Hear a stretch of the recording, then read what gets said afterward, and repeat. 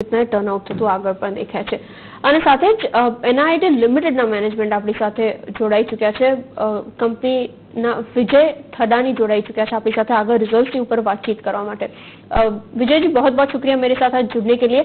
सबसे पहले शुरुआत इस क्वार्टर के हाईलाइट से करें, किस तरीके से ये क्वार्टर आगे बढ़ता हुआ दिख रहा था, कुछ डिटेल्स अगर आप मुझे दे पाए। नॉर्मल से थोड़ी बहुत रिटर्न हुई है लेकिन इन टर्म्स ऑफ पिछले साल के मुकाबले किस तरीके से चीजें वर्कआउट हो रही है, कुछ स्नैपशॉट अगर आप मुझे दे पाए। हाँ जी, तो जैसे कि आपको मालूम है कि पिछले 3 क्वार्टर से सबसे एक क्वार्टर में तो किसी को मालूम नहीं था क्या कैसे होने वाला है और उस टाइम पे सब लोग स्ट्रगल कर रहे थे। हमारे यहाँ भी वर्क फ्रॉम होम और फुल डिजिटल लर्निंग हो गया। हमारी जो पिछले 30-35 साल से एक्सपर्टीज बनी है डिजिटल टेक्नोलॉजीज को यूज करने की for delivering education and training, वो बहुत काम आ गई और उसकी वजह से हम बहुत जल्दी से उसमें ट्रांजिशन कर गए डिजिटल लर्निंग में। उसके बाद उस बिजनेस को बढ़ाना था जिसमें हमारे कस्टमर्स को भी तकलीफ थी, तो फिर उसके ऊपर काम किया। पिछले क्वार्टर सबसे अच्छा इसलिए था कि हर क्वार्टर में, पिछले 3 क्वार्टर में देखें तो हर क्वार्टर में we have been making improvement. हर बारी कुछ न कुछ इम्प्रूवमेंट हो रही है, पर ये वाला क्वार्टर जो 3rd क्वार्टर था इसमें 360 डिग्रीज इंप्रूवमेंट हुई है। अगर आप देखेंगे तो अगर आप रेवेन्यू देखें तो वो क्वार्टर ऑन क्वार्टर 16% बढ़ गया।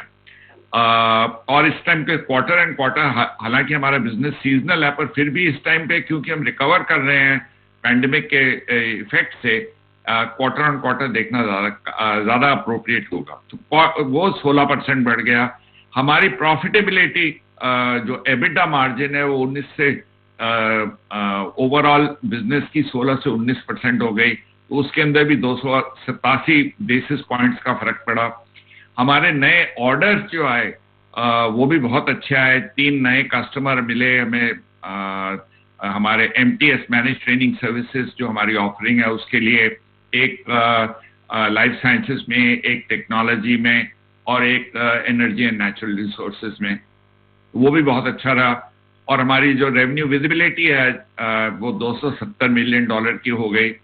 और उसके बाद हमारी कलेक्शंस एंड कैश मैनेजमेंट काफी टाइट अच्छी रही, तो इसलिए हमारा नेट कैश जो है वो भी 1324 करोड़ हो गया। तो काफी मतलब हर तरफ से ये क्वार्टर काफी अच्छा गया है।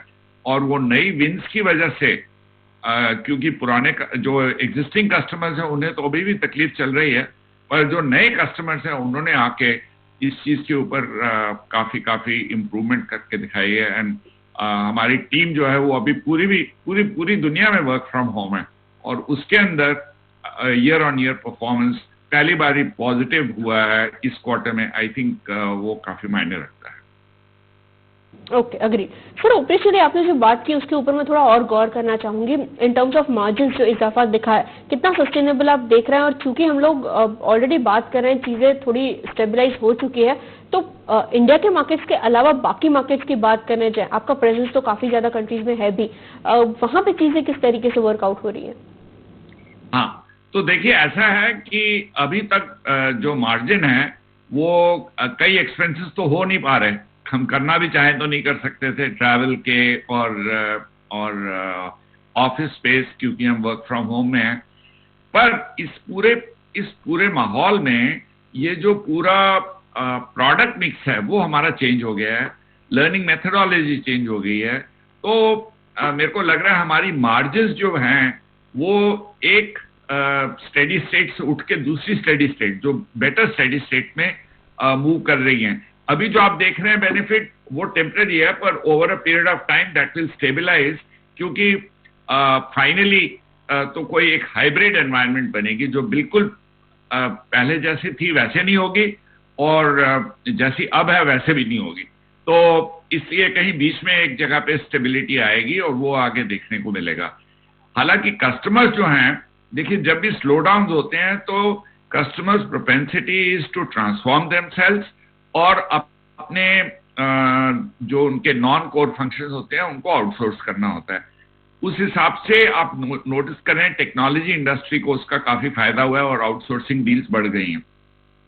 जब भी टेक्नोलॉजी डील्स जो है वो आउटसोर्सिंग के ऊपर काम करना शुरू करती हैं तो उसके उस टाइम पे एचआर तो बिजी होता है, वो तो लोगों को अभी फर्स्ट स्टेज में दे आर बिजनेस को रीऑर्गेनाइज कर रहे हैं वो, पर जैसे ही ये चीजें स्टेबलाइज हो जाएंगी तो हमें भी लगता है कि मीडियम टू लॉन्ग टर्म में the desire to outsource training which is जो हमारा सबसे बड़ा बिजनेस है वो जो है उसके अंदर एक्सेलरेशन मिलने का चांस है और वो मीडियम टू लॉन्ग टर्म में होगा।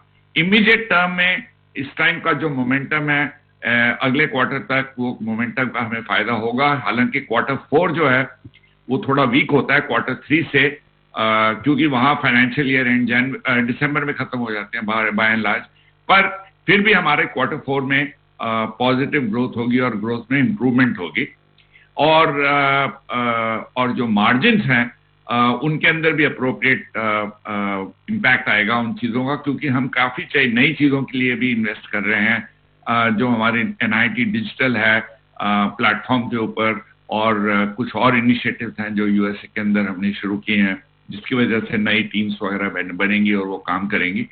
तो ओवरऑल नेक्स्ट क्वार्टर ठीक लग रहा है। उसके बाद जो अभी इकोनॉमिक अनसर्टेनिटी है वो चलेगी, पर मेरे हिसाब से वो सब चीजें जो हैं वो अगले 3-4 क्वार्टर में सेटल हो जाएंगी और वो इकोनॉमिक सर्टेनिटी जैसे जैसे होती जाएगी वैसे हमारा अगर ये मोमेंटम पिकअप रहा तो फिर सब ठीक रहेगा। अच्छा मैं सर आपके कुछ कमेंट्स पढ़ रही थी जो बजट आया है उसके ऊपर, आप काफी ज्यादा बुलिश है एजुकेशन सेक्टर को लेकर। नेशनल एजुकेशन पॉलिसी की बात कर ले या फिर नेशनल रिसर्च फाउंडेशन की बात कर ले अब या फिर HEC के डेवलपमेंट्स की बात कर ले, एक ओवरऑल चेक आपकी तरफ से किस तरीके से पूरे सेक्टर को बूस्टअप होता हुआ देख पाएंगे हम लोग। और ये आउटले तो नियरली 5 ईयर्स की बात कर रहे हैं हम लोग, 2 to 3 ईयर्स के लिए सेक्टोरल चर्न कैसा देख रहे हैं आप, अगर मुझे ये बता पाए ग्राउंड लेवल से सिचुएशन। तो देखिए अगर आप इमीडिएट टर्म में देखें तो इस टाइम पे तो all educational institutions are struggling. हमारा we are a little different क्योंकि हमारे जो ये पिछले 6 क्वार्टर की विन्स है उसके अंदर हमें काफी फायदा हुआ है। पर मैं आपको अब आगे जाने का बता रहा हूँ कि बजट की वजह से मैं क्यों बुलिश हूँ। वो इसलिए बुलिश हूँ कि बजट जो है उसके ऊपर की फोकस एजुकेशन, हेल्थ, इंफ्रास्ट्रक्चर, इन 3-4 चीजों पे ज्यादा एम्फोसिस था। तो एजुकेशन इंपॉर्टेंट इसलिए कि एक तो न्यू एजुकेशन पॉलिसी आई है, उसके अंदर बहुत इनोवेशन की अपॉर्चुनिटी है और ये पूरी टेक्नोलॉजी बेस्ड लर्निंग जो है ये सब इनोवेशन के बारे में है, क्योंकि टेक्नोलॉजी बेस्ड लर्निंग के ऊपर लोगों ने काम तो बहुत किया हुआ है पर उसकी इफेक्टिवनेस के ऊपर अभी बहुत रिसर्च होनी है। तो मुझे वो बहुत अच्छा लगा कि गवर्नमेंट उस चीज को एनकरेज करेगी और उसके अंदर ऑर्गेनाइजेशन सच एज NIIT इनको जब रीस्किलिंग करनी होगी और ट्रांसफॉर्मेशन करनी होगी ऑर्गेनाइजेशंस में, उसमें काफी अपॉर्चुनिटी मिल सकती है। और उससे क्या होगा, जैसे जैसे डिजिटल इंडिया की इंटेंसिटी बढ़ती जाएगी वैसे हम अपने काम से then we will be contributing to the growth of the country as well। तो वो मुझे बात अच्छी लगी। पर एजुकेशन सेक्टर जो है जो कोविड से पहले था ना वो होगा, जो कोविड के इस टाइम पे है कोविड में वो भी नहीं होगा। ये भी बीच में एक हाइब्रिड मॉडल निकलेंगे ट्रेनिंग के। तो जो प्योर डिजिटल लर्निंग है उसके अंदर आउटकम्स और इफेक्टिवनेस के ऊपर काफी इश्यूज होते हैं, पर जो हाइब्रिड है उसमें you can get the best of both the worlds. और मेरे लगता है कि NIIT जो है इस सोच में थोड़ा आगे चल रही है रेस्ट ऑफ द वर्ल्ड से जो हम पढ़ते हैं उस हिसाब से और रिसर्च फोरम्स में जो सुनते हैं। बिल्कुल, बहुत बहुत शुक्रिया सर मेरे साथ जुड़ने के लिए। विद बेस्ट रिगार्ड्स कि आने वाला क्वार्टर्स और भी बेहतर हो, उसके ऊपर हम लोग इन डिटेल बातचीत करेंगे नेक्स्ट जब हम लोग इसके ऊपर कन्वर्सेशन करेंगे तब। थैंक यू सर मेरे साथ जुड़ने के लिए। NIIT લિમિટેડના મેનેજમેન્ટ હતા અને જે પ્રમાણે રિઝલ્ટ છે માર્જિન્સ ફ્રન્ટ પર એક સારો મૂવ છે અને પ્રોફિટ ફ્રન્ટ પર પણ એક સારું ક્લોકિંગ કરે તો દેખાયું છે। નજર રાખતા રહીશું 199 ના લેવલ્સની આસપાસ સ્ટોક કાર્યરત। ક્વિકલી એક બ્રેક લઈ લે, બ્રેક બાદ પાછા ફરીને આગળ ડિસ્કશન કરીશું।